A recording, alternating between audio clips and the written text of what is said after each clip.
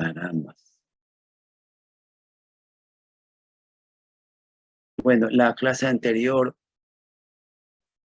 se interrumpió porque el cable que transmite la carga a la batería había cogido de mi domicilio el no adecuado, dañado, entonces lo conecté y me quedé sin energía y ya no pude, tuve que interrumpir, no había cómo arreglar la situación. Pero bueno, habíamos comenzado a hablar sobre las infecciones de la vía urinaria que se llaman enfisematosas porque en la vía urinaria se encuentra aire. Normalmente no debe ocurrir esto, pero desde de unos 10, 12 años atrás se presentan con mucha frecuencia estos casos que ponen en riesgo y han costado alguna vida porque son muy agresivas por el hecho de que la bacteriemia es muy seria y a veces el tratamiento no logra rescatar al paciente. Entonces, se presenta con mayor frecuencia en los pacientes diabéticos y puede manifestarse como una cistitis, pielonefritis, acceso perirenal e infecciones por cándida, eso por hongos. Todavía no sabemos, pero había comentado que los niveles altos del azúcar en la sangre proporciona, como dice, un sustrato, es decir, algo que se alimenta a las bacterias y especialmente las formadoras de gas, entonces se van a desarrollar. Les había dicho que los estudios así un poco serios o muy serios comenzaron a reportarse con trabajo del año 2000, luego el 2012, y aquí en nuestro medio hemos tenido pacientes ya desde hace más de 10, 12 años y ha ido en incremento. Es porque, como también expresé, las bacterias en nuestro medio han cogido una gran resistencia a los antibióticos por su uso indiscriminado, por su uso no electivo para el tratamiento de una determinada infección. Eso tenemos que rectificar en la comunidad. También nosotros tenemos que orientar o recordar la información recibida cuando vimos en farmacología, revisar este tipo de terapias, porque nosotros también a veces cometemos algunos, bueno, según mi opinión, unos errores, porque muchas veces recibimos pacientes que están recibiendo 2, 3 antibióticos y que no mejoran, pero es que también depende del antibiótico y de la enfermedad. Es decir, como he dicho, hay antibióticos que van a actuar bien en la vía respiratoria, pero esos antibióticos quizás no actúan bien en la vía urinaria, o algunos de la vía urinaria no van a actuar bien en la vía digestiva. Entonces, esto es importante que ustedes lo recuerden para cuando ustedes prescriban el uso de los mismos al tratar alguna infección, dependiendo entonces de cada sistema que esté afectado por un proceso infeccioso. Entonces había dicho que lo más frecuente que siempre hallamos es la Escherichia coli y otra serie de bacterias que antes solamente estaban, o uno las conocía teóricamente, que no aparecían en los exámenes, que no aparecieron nunca a 10 años atrás en los cultivos de orina, ni sino quizás algo como algún hallazgo raro, ocasional, pero ahora hay mayor frecuencia de la presencia de bacterias que en una época no provocaban cuadros severos e infecciosos en las personas, ¿no? El paciente. Entonces, algunos pacientes pueden tener síntomas como fiebre, puede haber un dolor lumbar, puede haber sudoración, puede haber una fatiga, puede haber una pérdida de peso, porque hay un cuadro infeccioso.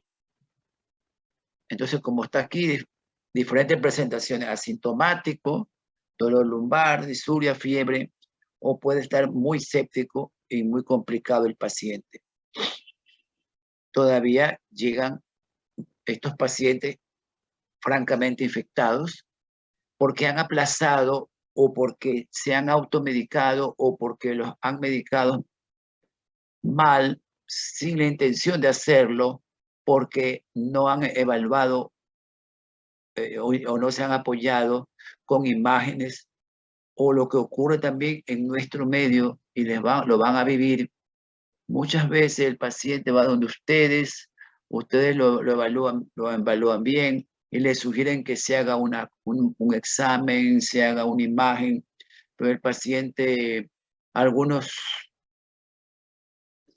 se conforman con enfriar el cuadro, es decir, comienzan a tomar alguna medicación que ustedes le han prescrito y ya se mejoran y se olvidan del problema, ya dice, ya me siento bien, interrumpen el tratamiento, entonces vuelve a surgir la viremia, la bacteriemia vuelve otra vez a repuntar porque el paciente no ha cumplido lo que usted le sugirió, que se haga exámenes de laboratorio, que se haga alguna imagen, todo dependiendo de la causa de consulta, de evaluación que usted le ha hecho, del examen, todo eso es una suma de lo que estamos mencionando para llegar a hacer un diagnóstico preciso y orientar un tratamiento adecuado. Entonces, ahora, estos exámenes que les menciono están escritos aquí. Entonces, si pensamos que hay una hiperglicemia, pedimos que pedir exámenes de azúcar, la fórmula glucositario, la biometría, la proteína C reactiva. Tenemos que preguntarle las sustancias de la función renal, como la urea, la creatinina, el ácido úrico. Esto que menciono, si usted hace vida hospitalaria, usted lo va a escuchar el resto de su vida cientos de veces y miles de veces, porque esto es algo rutinario que se hace a un paciente que recibe tratamiento, así sea ambulatorio o más aún cuando el tratamiento del paciente es intrahospitalario o de aislamiento. Entonces, nosotros siempre sugerimos cuando el paciente llega con un cuadro así sospechoso, solicitar un hemocultivo y un urocultivo para detectar la bacteria que puede estar circulando en la sangre del paciente. Ahora, hay una clasificación que nosotros la seguimos cuando hablamos de pacientes que tienen patologías, una enfermedad en la vía urinaria con gas. Entonces, la clasificación de Wann también la saben y la conocen y la aplican los cirujanos generales, porque se clasifica como gas en el sistema colector, es decir, solamente en los cales, en la pelvis, o gas en el parénquima renal, ya adentro del parénquima. La clase 3 cuando el exceso está fuera del riñón. La clase B cuando sale alrededor, más allá, a la fascia, a los tejidos. Y la otra es la pielonefritis enfisematosa, que es la más menos agresiva y que puede no fracasar y que se puede rescatar el parénquima renal. Esta clase es gas solo en el sistema colector. En la primera imagen ustedes ven unas imágenes lobulares. Ese es el caso de un paciente que tiene riñones poliquísticos y tiene una pielonefritis enfisematosa. En la imagen siguiente, a algún lado, tenemos en cáliz una pequeña imagen de gas. Entonces se trata de una clasificación grado 1. Cuando es clase 2, el gas está dentro del parénquima. Ustedes pueden ver en la imagen derecha, frente al monitor, cómo está la forma del riñón, ¿no? Y ahí una media luna ahí y está oscura. Eso es aire dentro del parénquima. lógicamente ustedes ya tienen que comprender que ese parénquima ya no está ahí, ya el parénquima se autodestruyó por la agresividad bacteriana y lo que hay es aire. Acá igual el aire sale al espacio pararrenal, sale fuera. Aquí es lo que cuando alguna vez viene un paciente, esa es la pielonefritis enfisematosa, que puede estar en ambos riñones o en un solo riñón. Y esa clasificación es la que tiene más chances de recuperarse, mejor chance de control y no hay lesión renal. Lógico que algunos quedarán con, si nos ponemos a calificar o la función del riñón, pues eran 10 sobre 10, pero por alguna razón hubo esta infección, ya quedará 7 u 8, pero tendrá todavía una buena capacidad de cumplir sus funciones en el área renal. Entonces aquí es cuando hay los factores de riesgo son esto, que la pielonefritis enfisematosa siempre empieza muchas veces una pielonefritis enfisematosa y el paciente no tiene a veces mayor sintomatología agresiva, pero puede penetrar ya hacia el parénquima y entonces ahí las cosas cambian y va a haber una cascada de lesiones, de daños, ¿no? Ahora, todos los pacientes deben ser tratados con un tratamiento como una infección urinaria complicada y debemos dar antibiótico. En este caso, el tratamiento que usted le sugiere, a ver, lo que debe quedar claro es que usted tiene que dar tratamiento independiente de donde usted se encuentra trabajando. Si llega un paciente y demuestra que tiene una placa, tiene aire en los riñones o en la vejiga, un ejemplo, usted tiene que dar el tratamiento antibiótico empírico, que decimos empírico, porque usted no tiene un cultivo que le diga la Escherichia coli sensible a la amicacina, la Escherichia coli resistente a todos los antibióticos y sensible a piperacilina y pipertazo, este tipo de antibióticos de amplio espectro.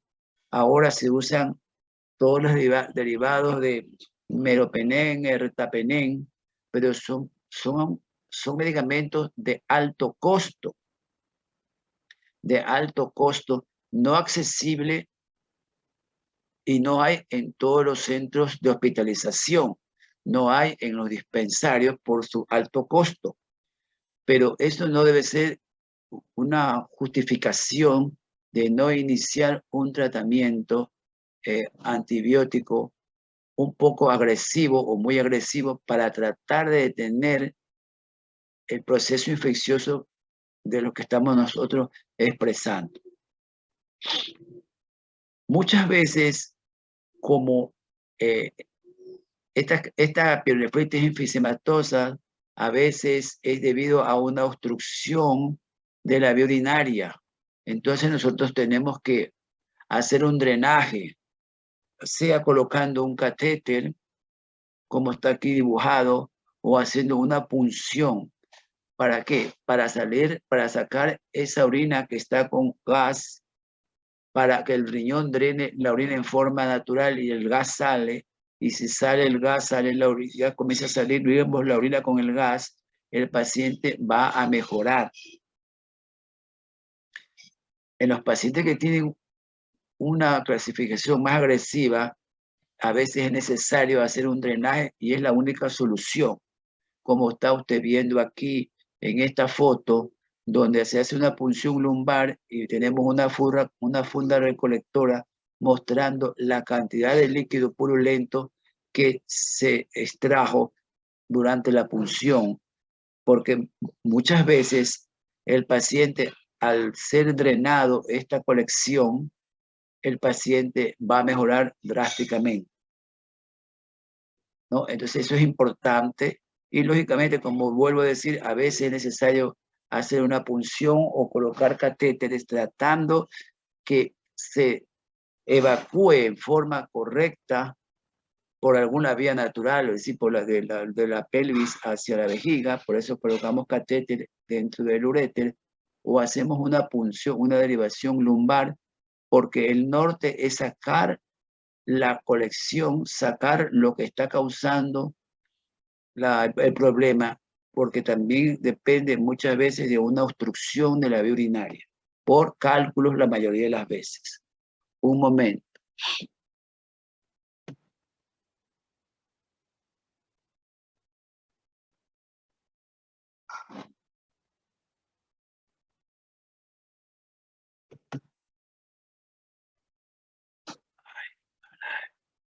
No, otra vez. Espérese.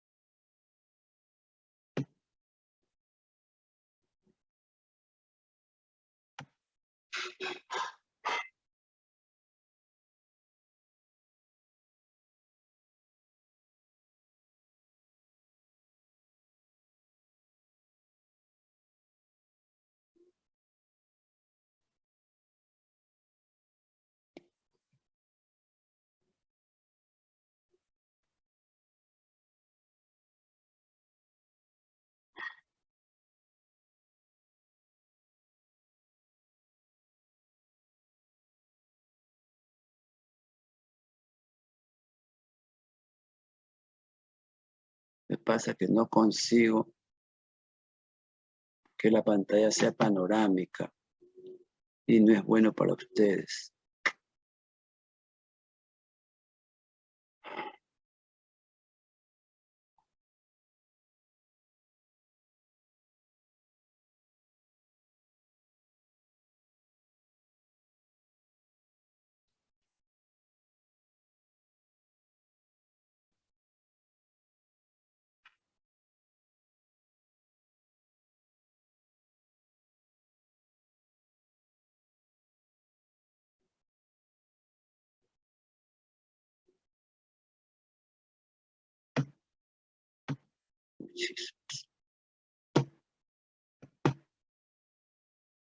¿Cómo lo hago? Perdón, un ratito. Espérense un momento, doctor.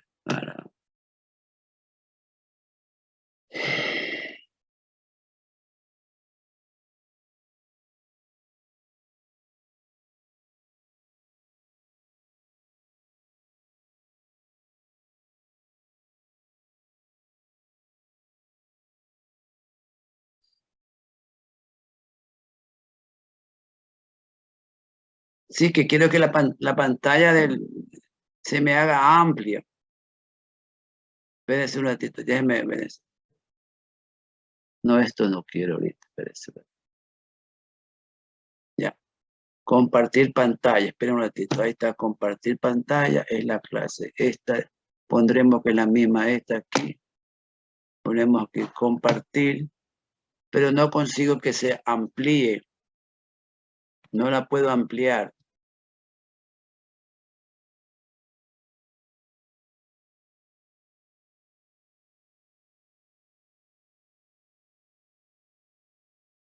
Entonces la imagen está reducida para ustedes. Doctor, intento aplastando arriba, donde está ese cassette, arriba de insertar. Arriba de insertar. Hay como una cosita que es para la presentación. Esta. Ahí. Intente ahí. Ahí está. Ya. Ok, gracias. ¿Están viendo? Sí, doctor. Ok, ya. Entonces, bueno. Estamos hablando ahora del absceso. ¿Sí? Absceso significa que ya es colección dentro del riñón o alrededor del riñón. Y volvemos a poner en la primera lista de dudas de los factores causales: diabetes, la litiasis urinaria, el uso de antimicrobianos en el último mes, procedimientos que nosotros hemos hecho o infecciones urinarias previas. En la localidad, en nuestro hospital, tenemos frecuentemente pacientes con accesos renales, prerrenales, y con lo que hemos mencionado, la presencia de gas dentro de la urinaria. Más frecuente en las mujeres, y últimamente tenemos un problema muy serio que creemos que ustedes cuando ya estén listos, es decir, cuando ustedes ya concluyan y ya estén graduados y empiecen a hacer la medicatura rural y sigan sus caminos como profesionales, van a tocarse con estos problemas que nosotros estamos recibiendo, que recibíamos y ahora recibimos más frecuentemente, y a veces no entendemos por qué los pacientes aplazan una solución y llegan en estados complicados que, en primer lugar, que complican la salud de la persona, del paciente, que muchas veces el haber aplazado un tratamiento le complica la vida al paciente, y también es por el costo, porque una cosa es tratar un proceso infeccioso ambulatoriamente, aclarar el diagnóstico y solucionar el problema. Otra situación es cuando llegan como con un absceso renal o perirenal. Hoy día hemos operado a una paciente de 36 años, le he sacado un riñón con una piedra muy grande. ¿Y cuántos años tiene la piedra? Le he dicho a la señora. Yo siempre les digo, usted tiene que decirme la verdad. Cuando va, dependiendo de la fe, yo digo, usted si es pastor, evangelio, yo qué sé, si es de la fe cristiana, usted cuando va a hablar con su superior tiene que hablar la verdad. Entonces, ¿cuánto tiempo? Yo les pregunto, ¿cuánto tiempo tiene usted que sabe que tiene un cálculo en el riñón? Y alguno dice, doctor, hace 4 años, otro hace 8 años. ¿Y por qué no buscó la solución? No, es que ya no me dolía, yo ya estoy bien. No, está bien, no está bien. Llega al hospital séptica, se le evalúa, tiene un riñón abscedado. ¿Por qué? Por la obstrucción, por un cálculo. Y ahí no hay vuelta atrás, pues, doctores. Ya se accedó, ya se dañó, allá no hay parénquima. Lo que hay que hacer es una nefrectomía. Y algunos llegan sépticos, entonces ingresan, hay que dar un tratamiento agresivo para sacarlo de la sepsis, para que no pase al cuadro de una septicemia y vaya a terapia, y después tratarlo. Eso significa hospitalización. Y comienza la puja. ¿En qué sentido? De que no tiene dinero. Yo trabajo en un hospital que se llama Junta de Beneficencia, pero es un hospital privado, todo tiene un costo. Entonces, muchas veces, doctores, está pasando que el paciente o la familia busca el apoyo del ministerio, o busca el apoyo si tiene un seguro, y a veces no le dan ingreso. Entonces aplaza el tratamiento y van de hospital en hospital hasta que llegan a emergencia o lo transfieren séptico. Entonces ahí viene el problema. Algunos saldrán, otros se complicarán y pasan pacientes 15, 20 días con tratamiento, antibiótico-terapia, drenaje, y después ya cuando esté estable, tenemos nosotros que sacar el riñón. Cuando un paciente llega séptico al hospital nuestro, y a todos los que trabajan en terapia intensiva, lo primero que nos dicen es, ¿cuándo le saca el riñón? Porque ya le han tomado una tomografía y el riñón está perdido. ¿Cuándo? Sáquele. Pero nosotros no vamos a hacer eso. Eso no se hace, diríamos que eso no hacemos hace muchísimos años. ¿Por qué? Porque cuando uno va a llegar a manipular un paciente o quiere sacar en un cuadro de una septicemia, que implica yo les invito que ahora que si tienen un tiempito libre en algún momento, lean en un libro, no por internet, pues busquen la ciencia en los libros y diga ahí septicemia. y lean cómo la septicemia, que busquen sepsis, y entonces va a haber toda la cascada de reacciones del cuerpo frente a una invasión bacteriana en un paciente. Y entonces el paciente cuando llega séptico, a veces el paciente llega séptico, que a veces cuando logra salir no recuerda cómo es que llegó, no recuerda qué le pasó, porque se pone tan mal que llega a veces inconsciente, se lo entuba, se comprueba que está séptico y empieza el apuro del intensivista en la terapia intensiva para tratar de rescatar, porque a veces puede haber hipotensión y muchos pueden morir. Yo no estoy exagerando, es la vivencia de nuestro hospital, que es un hospital todavía de concentración. Lógicamente que el volumen laboral de nuestro hospital se ha reducido un 30% de lo que fue hace muchos años. Pero llegan, ¿a dónde los mandan? ¿De dónde los derivan? De otros hospitales a la terapia. Y entonces nos hacen interconsulta a urología y dice, tiene una piedra obstructiva grandísima, lo llaman saxedado, está séptica. Y el intensivista comienza, doctor, ¿cuándo lo operan? ¿Cuándo lo operan? No, vamos a ver si hay un gran absceso. A veces lo que hacemos primero, le decimos, estabilízamelo un poco, porque las plaquetas se bajan por la trombocitopenia. No lo podemos tocar. Enfríame el cuadro un poco, decimos, porque tiene 35.000, 40.000 leucocitos. No lo podemos tocar, no lo debemos saque, pero ellos nos dicen, drena eso pronto porque esa es la cura. Sí, tenemos que drenarlo, pero no queremos tener que se nos muera. La familia no entiende, la familia dice, llegó bien, ahí lo mataron, porque así son penosamente, doctores, las expresiones de la comunidad cuando tienen un paciente crítico. Tratamos de entender y ojalá ninguno de los presentes ni nosotros tengamos una situación con nuestra familia, pero la comunidad es así. Si llegó caminando, cuando llega un herido y todavía está consciente, mire quién lo recibe, el doctor fulano de tal, mire que llegó vivo. Sí, pero en el camino ya se murió porque tenía un shock hipovolémico y ahí se arma el lío. Ya lo vivirán si es que van a un hospital donde hay mucha actividad de este tipo de situaciones. Entonces, el paciente que está escéptico hay que enfriarlo un poco. Entonces, se le da antibiótico terapia de amplio espectro. Usamos los antibióticos, los amiglucosos, todo lo que más se pueda para restar, disminuir la bacteriemia y de esta manera en 2-3 días, si está más estable, le hacemos nosotros una punción para tratar de drenar esa colección que no tiene por dónde salir, porque está bloqueada la vía urinaria. Entonces tenemos que, ahí hacemos una punción para estabilizarlo. Pasan días, se hacen los cultivos, hemocultivos, y si el antibiótico que le empezamos a administrar en forma empírica no es el adecuado, tenemos que rotarlo, es decir, tenemos que cambiar el antibiótico, el que sale en un cultivo durante un antibiograma que es más específico. Y como ya he dicho, en nuestra comunidad hay pacientes que salen resistentes a todos los antibióticos. Bueno, entonces eso ya se darán tiempo ahora.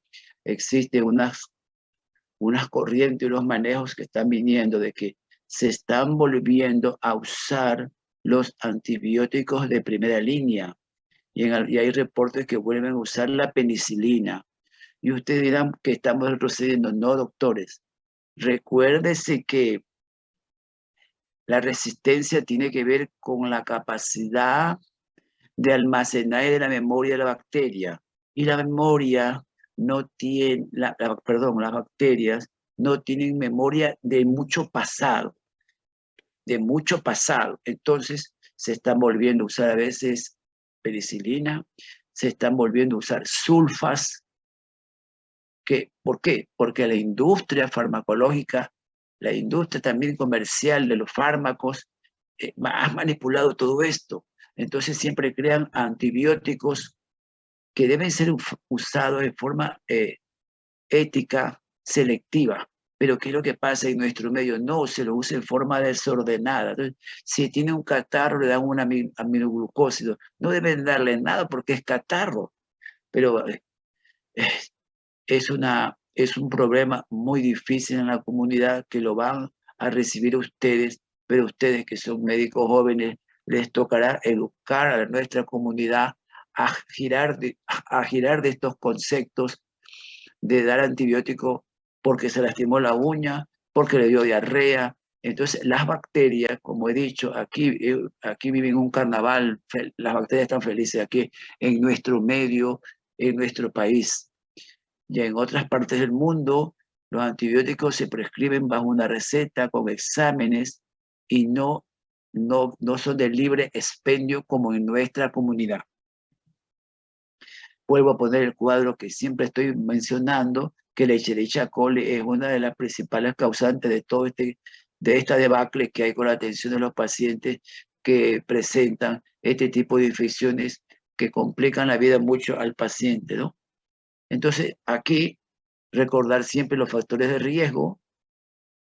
Si hay un paciente diabético y tiene una infección urinaria, trátele bien la infección urinaria, pero tiene que usted decirle cada momento, cuídese el azúcar, que los niveles estén estables. Nuestra comunidad, doctores que ahora van a vivir, siguen siendo muy desordenados, no cumplen, no acatan y se dejan influenciar muchísimas veces por comentarios u opiniones dentro del núcleo familiar, de los vecinos, de la comadre. ¿No ve que esto que les estoy exponiendo no es al azar lo que yo le digo, sino la vivencia que uno haga, que tiene y ha tenido dentro de un hospital donde yo laboro? Repito, factores de riesgo: si ha habido una pielonefritis, puede llegar a hacerse un absceso renal. Hay lo mismo, puede haber pielonefritis aguda o puede ser algo crónico, se infecta la cápsula, la grasa perirenal, la garota, y puede hacer un absceso.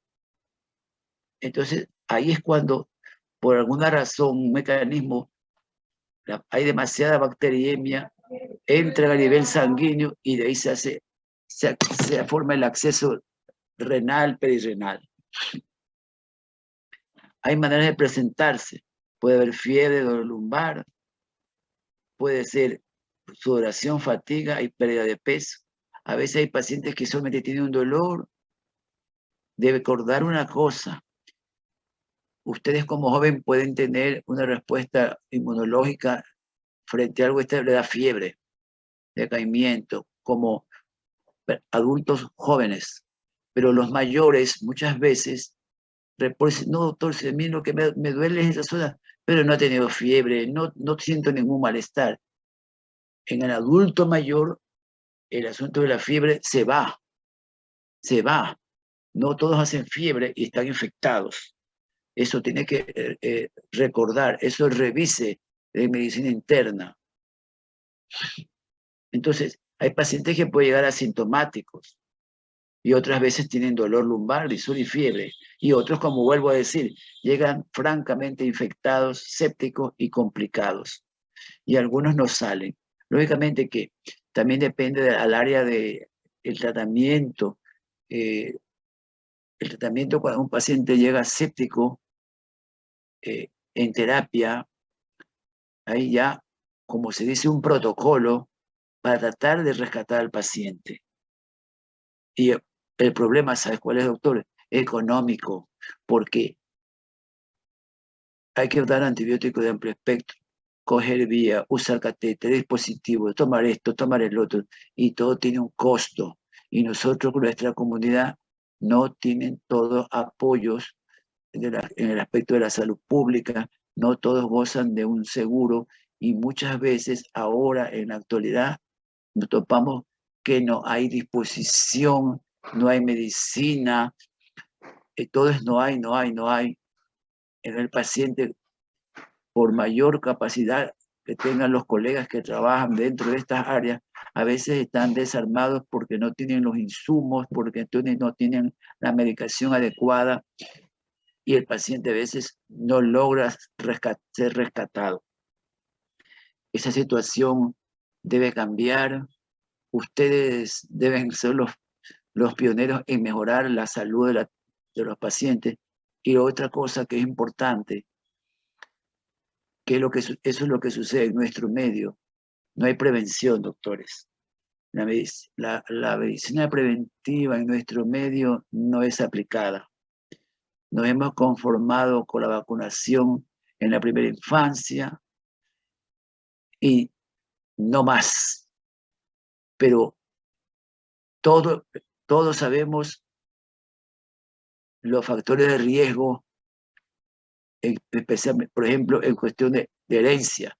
Si su madre, su padre son diabéticos, uno de ustedes, de ese núcleo familiar, usted, su hermana, su hermano, alguno de ellos va a desencadenar la diabetes. Entonces, ¿qué tiene que hacer? Control desde su juventud, para que los factores, no exceso de peso, la dieta, una serie de factores. Ese pequeño detalle es una prevención. Si el paciente, el familiar ha sufrido de litiasis, esta enfermedad de los cálculos urinarios, hay una alta incidencia de litiasis en nuestra comunidad. Ya hablaremos de litiasis con detención, pero tengo que explicarle. Una de las causas de las obstrucciones que provocan este tipo de infección que estamos hablando, de enfisемatosa, abscesos, es la obstrucción por cálculo. Se obstruye un ureter y el cálculo tapa la urinaria. Al principio el riñón avisa, hace mucho ruido yo por el alcohólico y todo. Después el riñón se cansa de decir, ayúdenme. Pero el paciente, cuando le pregunta a uno, ¿cómo está? Yo sí estoy orinando. Lógico, pues si el 99% de los seres humanos tenemos 2 riñones, o 99.9%. Entonces, si se obstruye uno, está el otro, pues.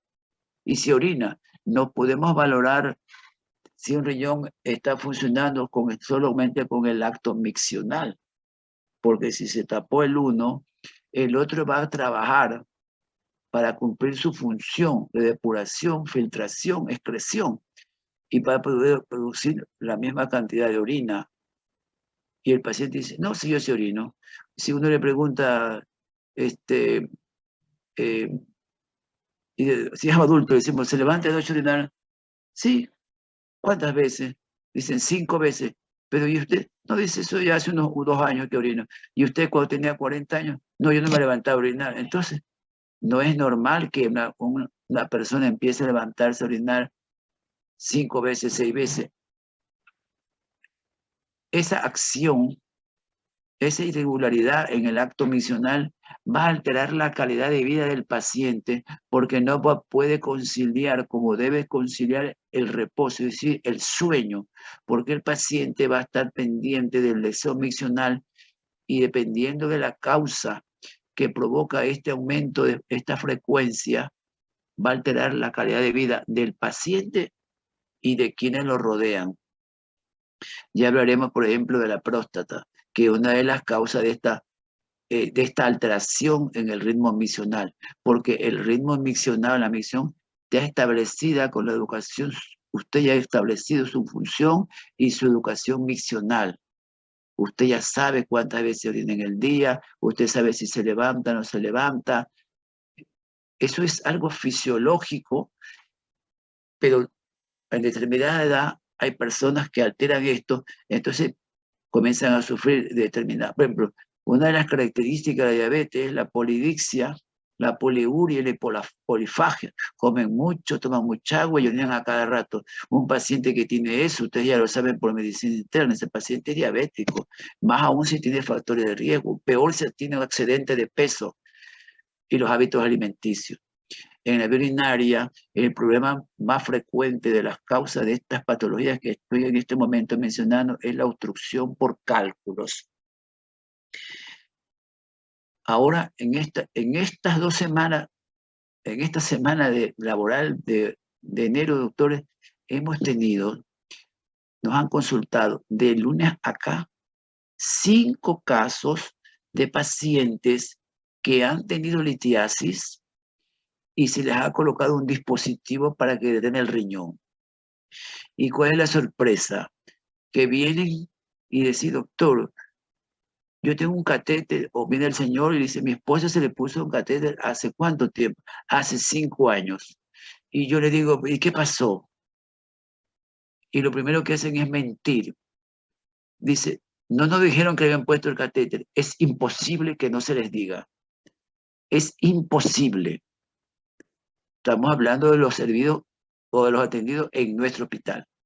Pero estoy seguro que también todos los otros atendidos en otros centros, el médico que coloca un catéter de la urinaria le dice, tiene que retirarse al mes, depende, pues cada caso, al mes, a los 2 meses, tiene que venir a retirarse el catéter porque eso queda dentro del cuerpo, es como un tutor, es un stent, un tutor, y tiene que ser retirado. ¿Viste? Una paciente, 5 años, viene el esposo a decir que por descuido y que se le va a morir la esposa y que quiere que le hagan mañana. 5 años. Bueno, aquí tiene que cumplir el protocolo de hacerse la preparación, porque eso tiene que hacérselo, tiene que evaluarse a ver si se lo puede retirar, si no está calcificado, por lo regular se calcifica y no puede ser retirado como se lo hubiera hecho 4 años y medio atrás. Otro que llegó hoy día, paciente que tiene una anomalía de riñones, le han colocado en una institución X doble J, sí, tiene 2 doble J. Hace 5 años el doble se ha puesto, 5 o 6 años. ¿Y qué pasó? No es que yo me descuidé, yo ya me olvidé, que a mí me habían dicho, le habían dicho a mi compañera. Bueno, siempre el paciente encontrará una excusa, pero eso ha sido un error terrible. Entonces el paciente, ¿por qué consulta?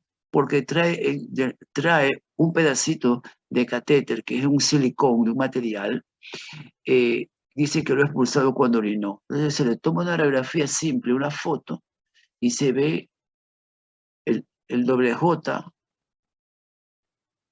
fraccionado, hecho pedazos en las pelvis, en la vejiga enrollado. Imagínense, doctores. Felizmente el señor no es diabético, pero ahora hay que ver cómo los vamos a extraer, porque es un riñón en herradura, posición anómala, circulación vascular anómala, es un proceso. Entonces tenemos que orientarlo para que vaya por la consulta, tenemos que evaluarlo, exámenes, cultivos y demás, para tratar de solucionar este problema que felizmente no ha causado todavía daño renal porque no se ha obstruido los catéteres y él está miccionando, entonces tenemos que pedirle exámenes para ver cómo está la urea y la creatinina. Eso es un ejemplo.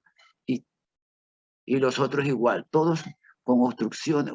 Hay uno de 8 años, doctor, 8 años, un riñón ya no funciona, está bloqueado, se ha dañado y viene apurado para que uno le resuelva el problema.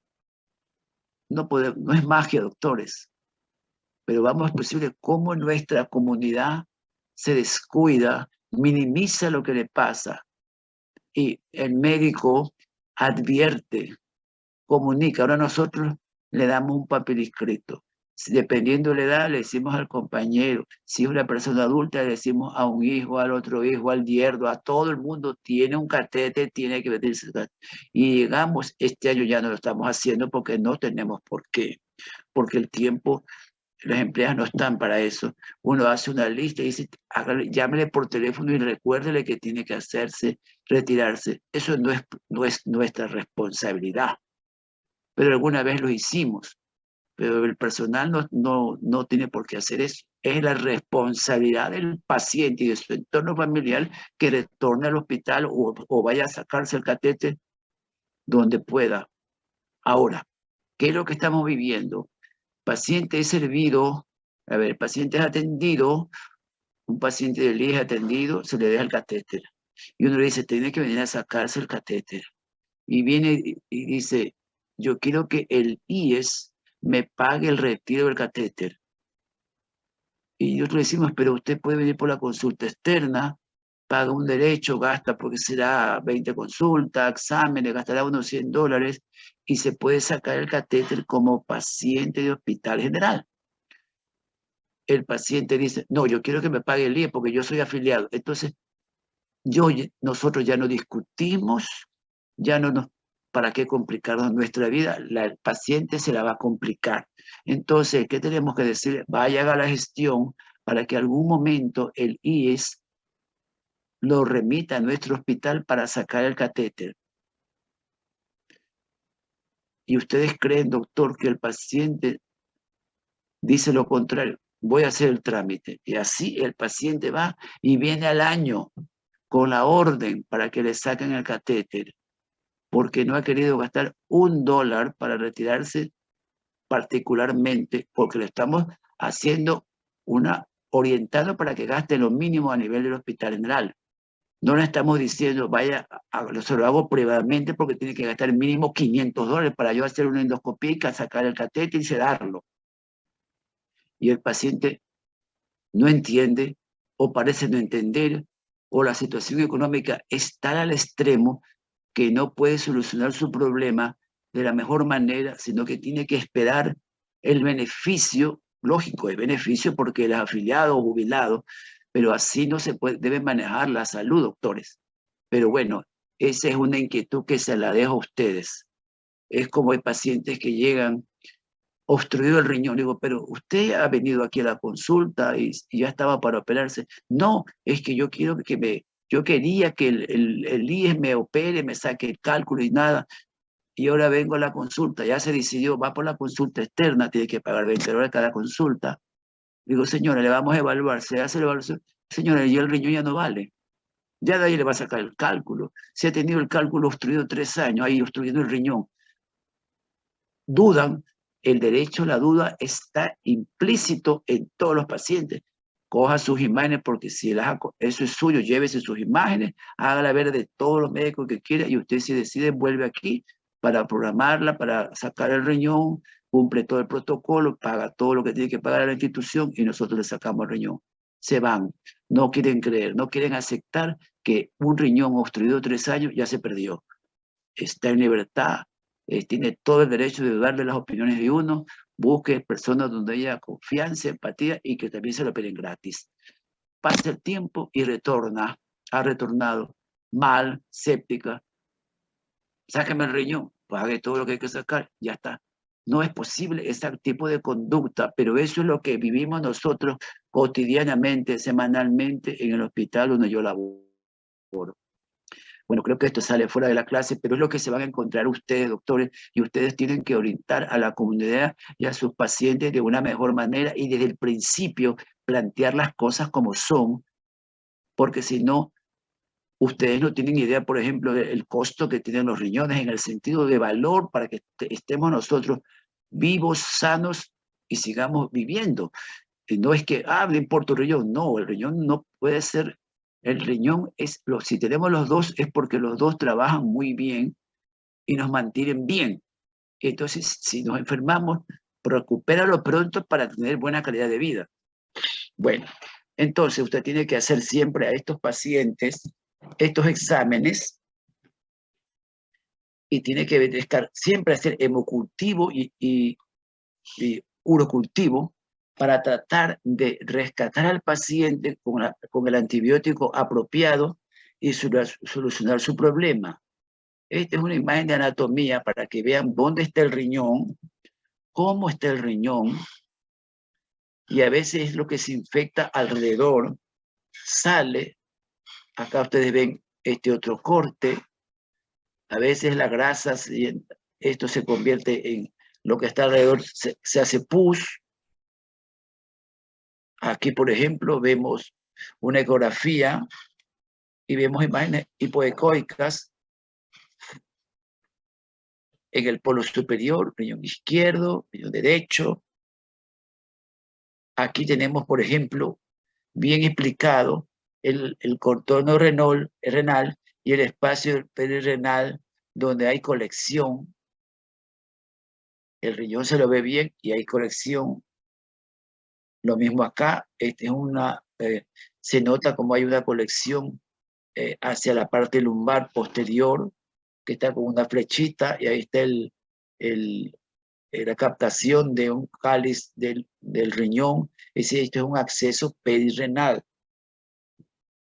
Miren ustedes, este de aquí, Este está el riñón y está comprimido con una colección perirenal. Este es el caso de una señora con riñón único. Es diabética y tiene un solo riñón y ese riñón está rodeado de una colección purulenta. Entonces, usted necesita siempre darle tratamiento con antibióticos en forma empírica.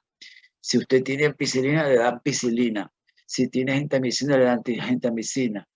No puede decir, yo no lo puedo tratar. Algo tiene que tener a la mano, porque dependiendo, un ejemplo, usted está trabajando en un centro, en una población donde no hay un hospital, sino que está a una media hora, una hora, entonces lo consulta, usted considera o tiene alguna imagen que se ha hecho en otra parte hace una semana y ya había alguna indicación de alguna colección, algo en el riñón, usted no puede, el paciente no se puede movilizar. Usted hasta que consiga trasladarlo a algún centro de hospitalización de mayor capacidad, porque donde usted labora no cumple nada de esto, usted tiene que dar un tratamiento antibiótico empírico y darle lo que tenga a la mano.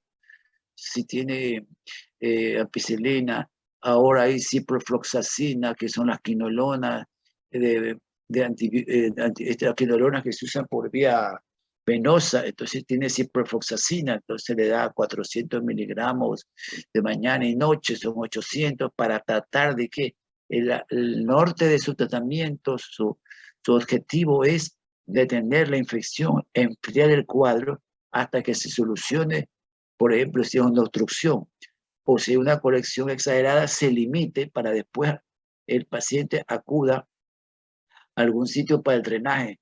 ¿Y por qué no hacerle usted el drenaje? Hay situaciones de pacientes que son evidentes dónde está la colección, que son evidentes que usted puede, con un conocimiento básico de anatomía, hace la punción y se recupera el paciente hasta que vaya a un centro de mayor capacitación. Lógico es que también cuando usted ya tenga el cultivo, entonces iba a salir cuál es la sensibilidad.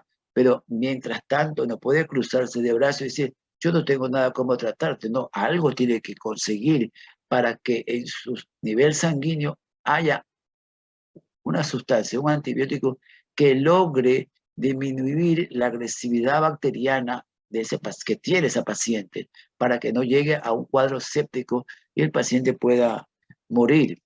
Entonces muchas veces hay que hacer un drenaje a veces y toca, en muchas ocasiones el drenaje es la única forma de obtener una muestra del germen. Depende también de dónde usted se encuentra, pero si usted tiene a la mano una aguja, estas agujas que se usan para la punción lumbar, estas agujas estos catéteres que se usan para colocar anestesia eh, peridural, raquidia, siempre yo sugiero que deben tener a la mano porque son muy finas y en buenas manos usted puede obtener una muestra, aspira y manda a un cultivo de esa pus para tener una idea de lo que está, frente a qué bacteria está usted peleando, o si no, le hace una punción con una aguja de mayor diámetro y le drena, y lógicamente si está estable y usted lo drena, ese paciente solo con el hecho de haber realizado el drenaje, usted, el paciente, pues en horas estará mejor el paciente, porque el cuerpo lo que necesita es liberar esa carga séptica que está en el mismo, ¿no? Entonces esto depende de cómo hace el drenaje. Aquí pongo algunas opciones, pero en el fondo todo es en donde usted se encuentra trabajando, lo que usted tiene a la mano. Ahora, si por haber razón usted no tiene nada a la mano, entonces tiene que derivarlo, pero oriéntelo bien, con una explicación, con el diagnóstico que usted sospecha, para que en el sitio donde lo reciban trabajen rápido con eso. No puede decir, yo no lo voy a atender, yo no puedo hacer nada aquí. No, tampoco creo que eso es lo correcto ni lo ético. Usted lo que tiene que hacer, si llega un paciente con un cuadro y sospecha que hay esta situación, usted derívelo con una sospecha de diagnóstico y se le ha dado un tratamiento antibiótico, lo reporta. Lógico también está que ahí viene el problema. El paciente con su prescripción, usted pues tiene que creer que la van a cumplir, porque usted podrá aplicar bien tu conocimiento, llegar a un posible diagnóstico certero en un 70-80%, y lo puede prescribir. Pero ¿qué pasa en nuestra comunidad de doctores? A media se cumple el tratamiento, se empeora, ya no van donde usted, van a otra parte. Si está en una población pequeña, van a la ciudad, a la población más grande, y no dirán que usted lo trató bien. Muy poco. Ustedes recién empiezan, doctores. Entonces dirán, ese doctor, no. El doctor que te vio, ya te dio tratamiento adecuado. Ahora, si usted compró a media la receta porque tiene dinero, porque quiere que el Ministerio de Salud le dé todo, no le va a dar nunca y se va a morir en el camino. Esa es la realidad. Pero la comunidad parece no entender.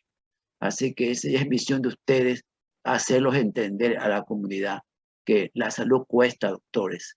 La salud cuesta. Entonces, cuando se enferma hay que buscar la solución y tratar de que sea pronta la solución, porque está en juego, como algunos casos, la vida de ese paciente y la calidad de vida del paciente. Entonces, cuando hay un pequeño acceso renal, entonces muchas veces, dependiendo del tamaño, usted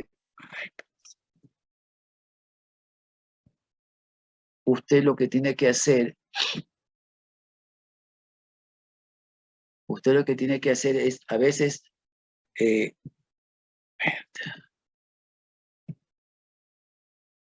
cuando es un acceso pequeño, usted muchas veces puede hacer cuando es menos cuando es más de 3 centímetros, usted le puede hacer quizás antibiótico-terapia y lo puede drenar. Muchas veces no es necesario drenarlo y lo sigue controlando.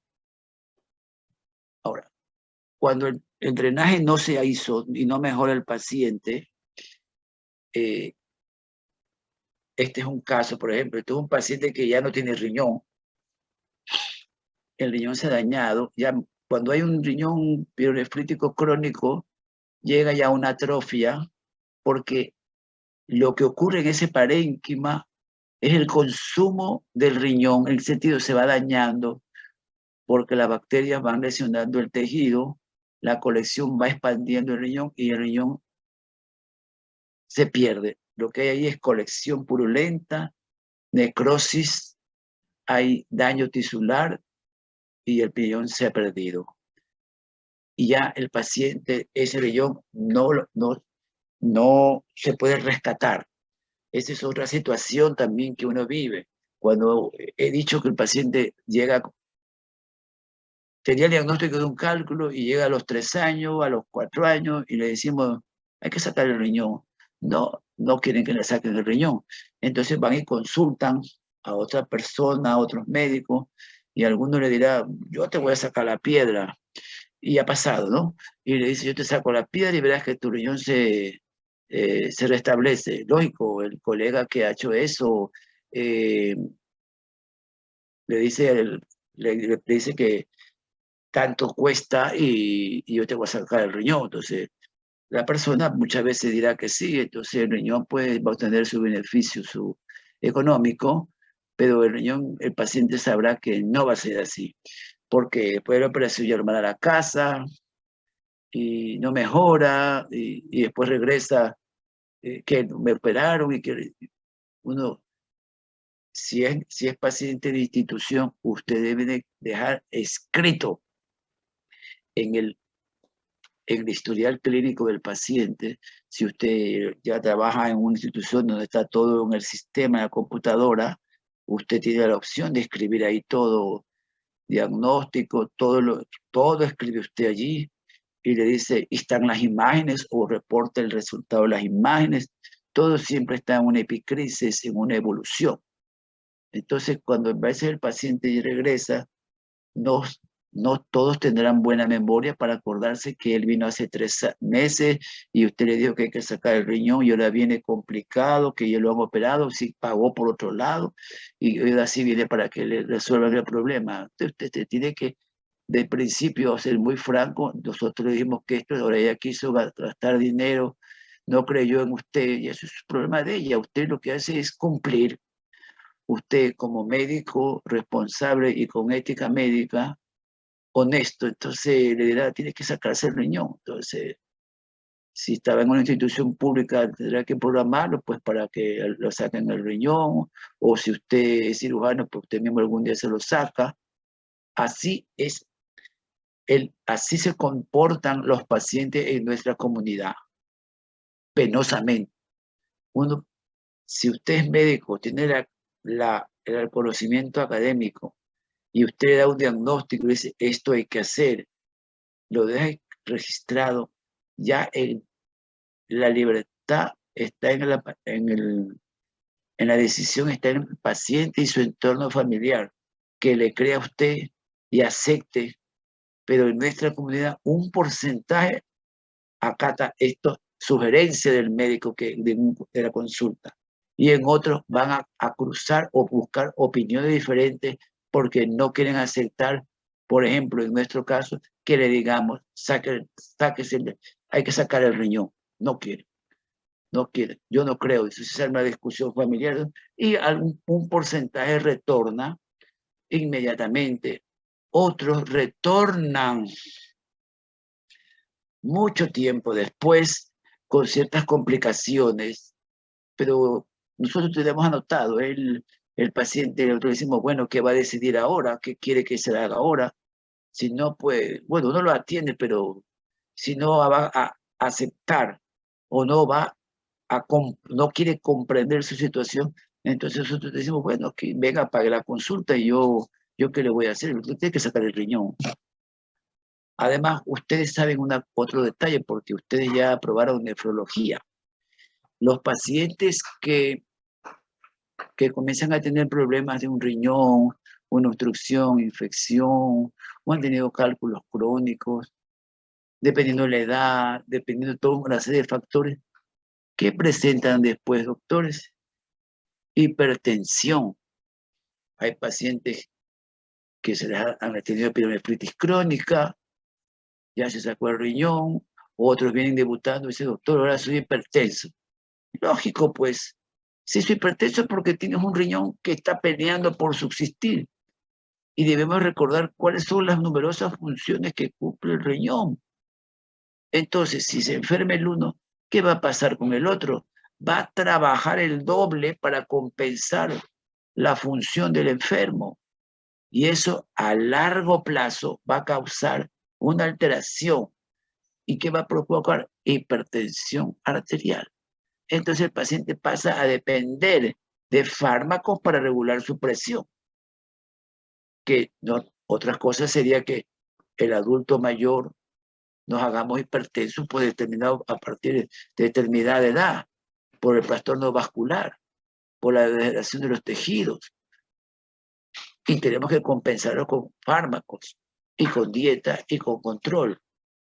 Pero si un hombre joven tiene un problema y no lo soluciona, él va a ser precozmente hipertenso, él se va a poder ser insuficiente renal, una serie de cosas y de patologías que se le va a presentar y su calidad de vida se va a alterar. Entonces, uno tiene que evaluar bien a los pacientes, y si estamos hablando de que un paciente presenta uno de estos cuadros, hay que buscar la solución inmediata. No podemos nosotros esperar o aplazar. Usted siempre tiene que hacer un buen diagnóstico apoyándose con imágenes, con los exámenes y buscar la causa del problema del riñón, que si es rescatable se podrá rescatar, pero si el paciente viene con un riñón alterado, ya a usted le toca decir, tiene que retirarse ese riñón. Entonces, los pacientes en nuestra comunidad, muchas veces, por los falsos temores, bueno, es normal que no todos los días vamos al quirófano, quizás algún momento en nuestra vida vamos al quirófano. Entonces, que uno le diga, tienes que sacarte el riñón, a decir, duro, impactante para el paciente, pero si ya tenía antecedentes, ya sabía, o si el médico lo vio, que lo vio 3 años, 4 años, la advirtió, ya no debe sorprenderle, porque ya fue advertido. Entonces muchas veces minimizan porque dejan de presentar síntomas, porque están llevando casi su vida normal, entonces se despreocupan. Pero también para eso está el entorno familiar. Nadie es huérfano, todos nacemos de padre y madre. Ahora, que vivan solos es otra cosa, pero de que alguien debe, por eso muchas veces el paciente, dependiendo de la patología o del diagnóstico, nosotros decimos, tienes que vivir con un familiar, dependiendo de la edad, tienes que vivir con su persona, con su hija o con su compañera, porque tenemos que conversar de lo que hay que hacer, de lo que tiene, para que la persona más allegada al paciente comprenda o trate de comprender la situación del paciente en mención. Entonces, como ustedes pueden ver, quizás ustedes me dirán, ¿qué tiene que tengo que estar expresando esto? Doctores, es que es lo que vivimos nosotros cotidianamente y vivimos conversando y aclarando a los pacientes, porque en esta especialidad penosamente ocurre lo que les he dicho, porque se aplazan los diagnósticos, los tratamientos.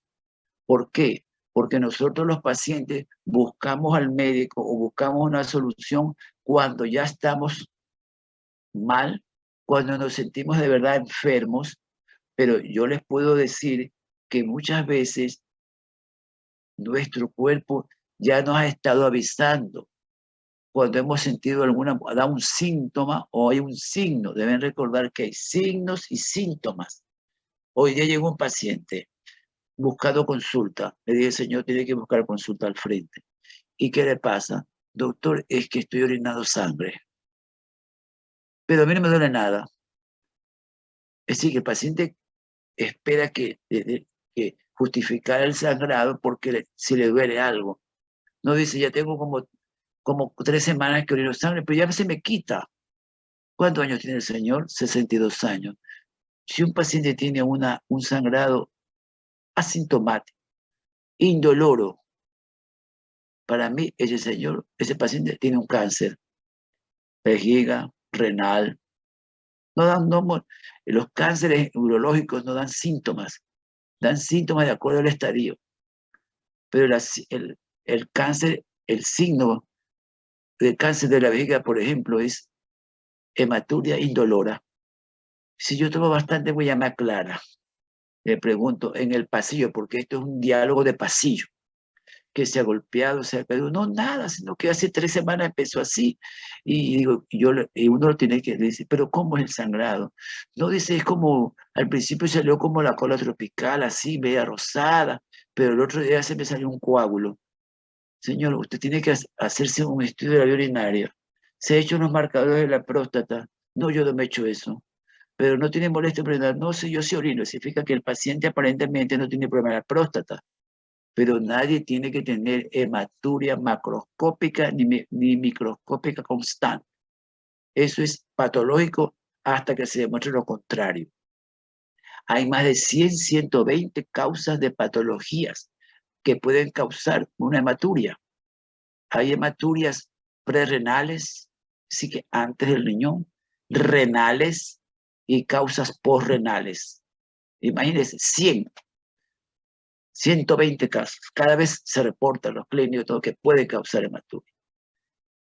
Entonces, el paciente espera, en nuestra comunidad, el paciente espera sentirse mal, sentir un cuadro. Entonces, ahí busca al médico. Y ahí viene el tope. Uno dice, hágase esto, hágase el otro. No, que cuánto me cuesta. Vuelvo a repetir, tener salud, doctor, cuesta. Hay que invertir para estar sanos. Y deberíamos nosotros hacer medicina preventiva, y todos los que ustedes los presento, los que todavía están escuchándome, pueden hacer medicina preventiva cuando ya desarrollen su ejercicio profesional. Así como se dice a la dama ahora que se haga el Papa Nicolau. Ahora se le está pidiendo a las mujeres jóvenes, después de los 30, 35 años, que se hagan una mamografía, doctores. Ahora hay un incremento de tumores de mama en mujeres jóvenes, doctor. Es penoso. Y la mamografía es parte de la evaluación médica, lo que se llama la ficha médica en las instituciones o en las empresas donde hay mucho trabajo, la ficha médica. Y el IES debe pedir o debería cubrir esa mamografía a las mujeres jóvenes porque hay un incremento. Acuérdense, bueno, ya ustedes vieron ginecología, ya son expertos, así que ¿para qué voy a exponer nada de eso? Porque ustedes ya lo saben. En urología nosotros insistimos que si detectar a tiempo si el paciente ha presentado síntomas o signos de litiasis urinaria, porque los cálculos pueden dañar los riñones. Y si dañan los riñones, y si se te dañan los dos riñones, pasas a insuficiencia renal. Y ser insuficiente renal no ha de ser como toda la enfermedad, ninguna enfermedad es agradable. Eso va a alterar tu calidad de vida. Entonces, ¿por qué no, frente a una sospecha de litiasis, dejar claro que no hay cálculo? Ustedes son capaces de poder manejar una litiasis, ya llegaremos a hablar de litiasis pronto. Entonces, si hay un cálculo, ustedes tienen que comprobar que ya lo expulsó. No todos los cálculos son quirúrgicos. La comunidad tiene que ser, a la comunidad hay que explicarles, no hay que asustarlos, no hay que usarlos para enriquecerse, no todos los cálculos se operan, muchos cálculos son de libre expulsión, todo depende del tamaño, todo depende de dónde se formó y las causas que desencadenaron una litiasis. Y si estamos hablando de estos de los abscesos, hay factores de riesgo. Si ha habido litiasis diabética, puede debutar haciendo esto. Se obstruye el riñón, se hace un absceso y se le complica la vida. Aquí hay una paciente que tiene 61 años de edad, que viene con fiebre, dolor, tiene molestias, orina fétida y se sospecha de un trauma, es diabética, de un trauma lumbar derecho por caída. Entonces se le hace este examen físico, se encuentra 30.000 blancos, mire, 30.000 blancos, tiene un hematócrito de 25 y las plaquetas están bien. Los electrolitos, pero mire que la urea ya ha subido un poco, la creatinina tiene 3.3, acuérdense que tiene un solo riñón, el azúcar está en 145, ya. Aquí están los tiempos, aquí está el examen de orina, ahí es una glucosuria, si está bien azucarada, y aquí está una tomografía, donde podemos ver cómo el riñón del lado derecho, que es el único que tiene, está un poco comprimido. ¿Por qué? Porque ustedes ven una colección, una imagen larga a nivel del psoas. Esta imagen que ustedes ven alargada del riñón hacia la cresta es una colección en el recto peritoneo. Acá también en este corte transversal ahí se ve el riñón y ven a la parte posterior del corporal, la parte de la tomografía, y vemos que hay una colección. Aquí está la colección. Ahí hay push. Entonces le hemos hecho una lumbotomía abierta, le hemos drenado 500 centímetros de colección hemática purulenta. Ya está. Y salió Escherichia coli. Y aquí está el antibiograma. Se la trata y logramos de esta manera tratar a esta paciente con que ha tenido una colección. Pero ella vino con una leucocitosis y ella vino porque sufrió una caída y ella vino porque por alguna razón perdió el riñón izquierdo. Entonces vino a tiempo y la pudimos nosotros manejar de esa manera. Un momentito, doctor.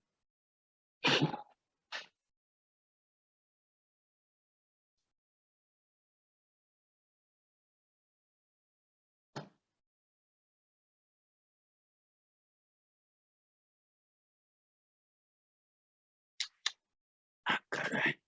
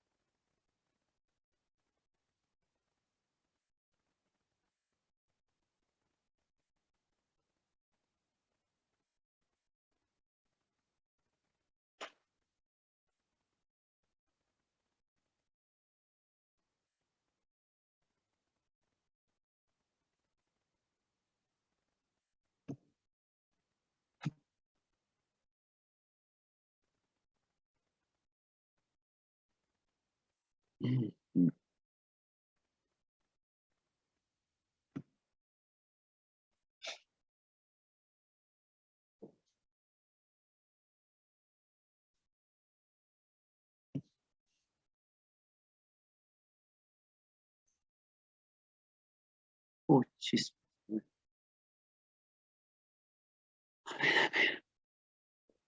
Aquí.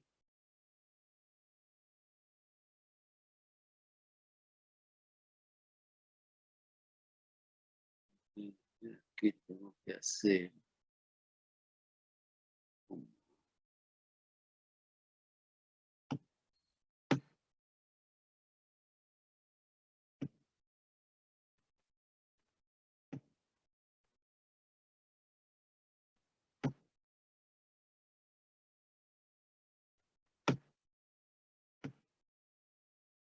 Ya, bueno, esto era para, en forma resumida, tratar de acabar concluir lo de las infecciones urinarias, ¿no?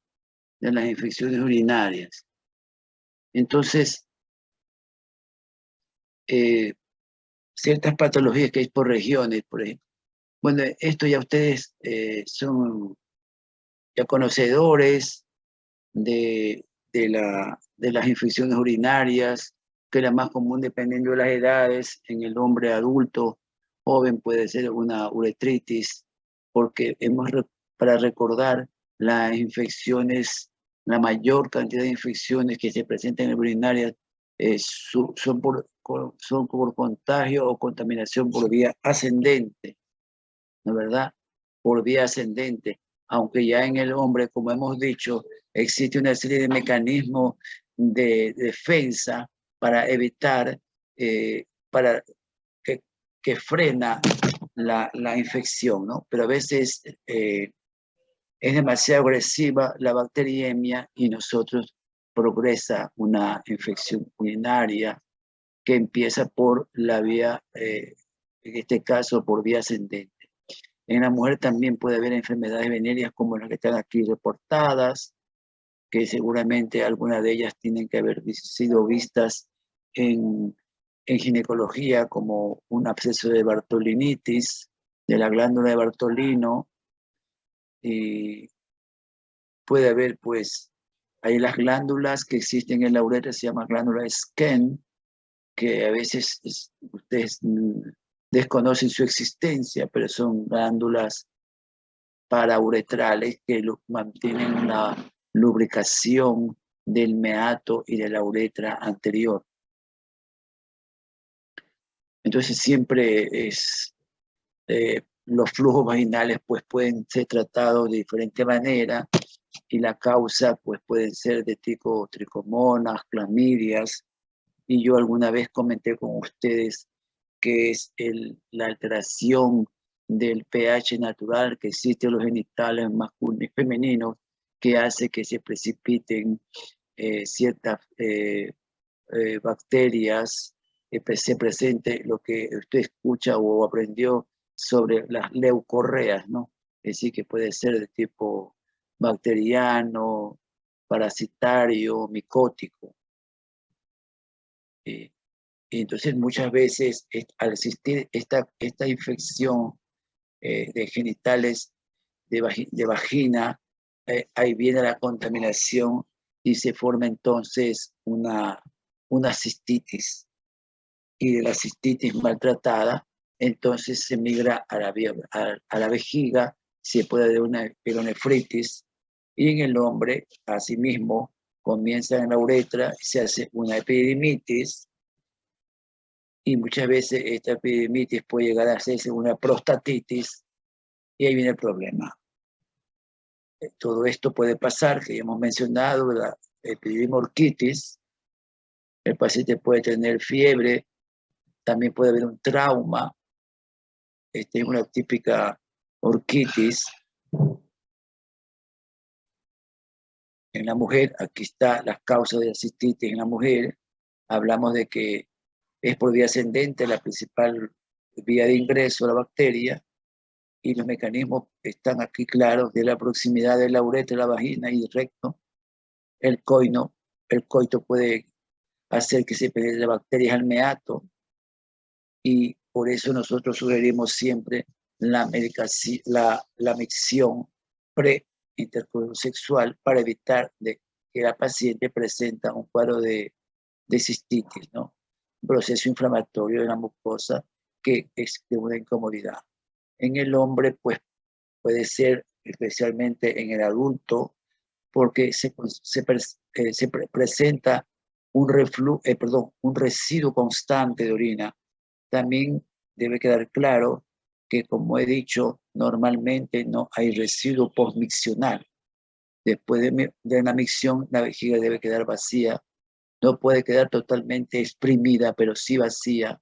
Lo normal que podemos aceptar que haya 10, 15 mililitros, por eso no podemos hablar de que es un residuo patológico.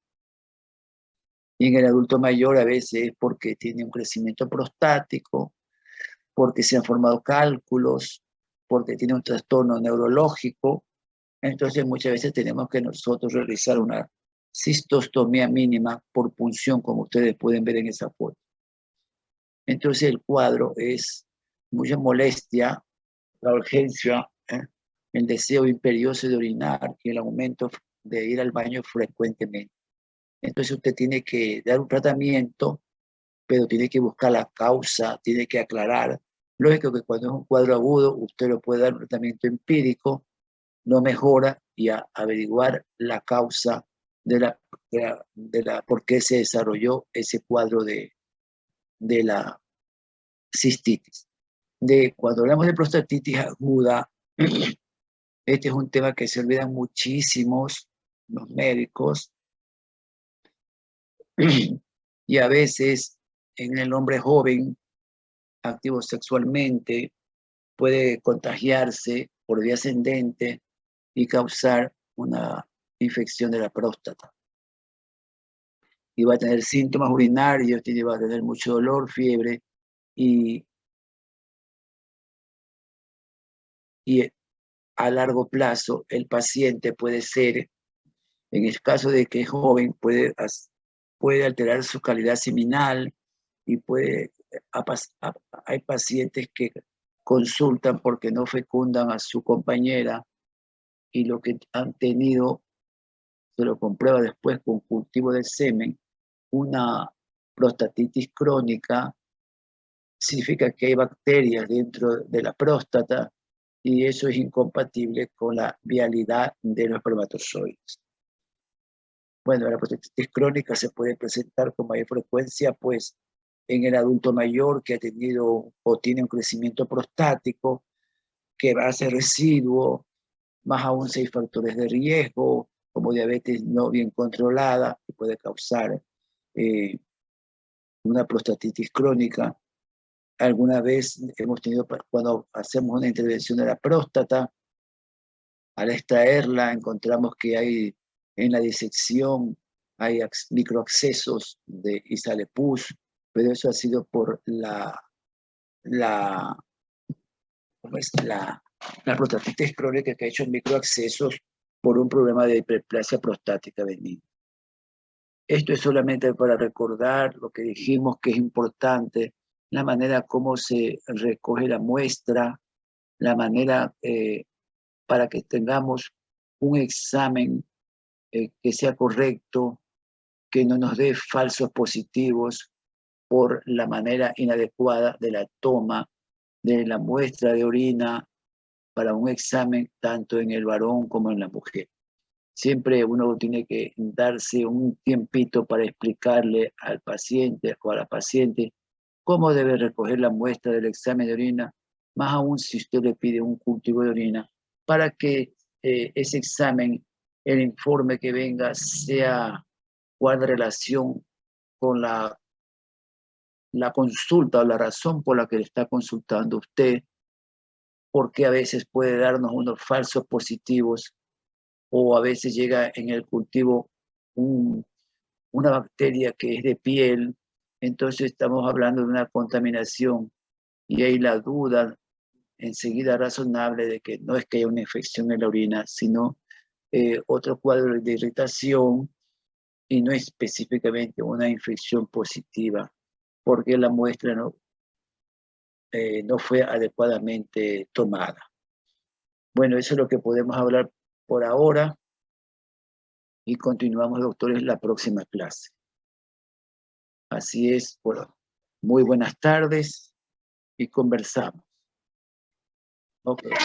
A usted muy buenas tardes, pasen bien y cuídense con la bendita enfermedad.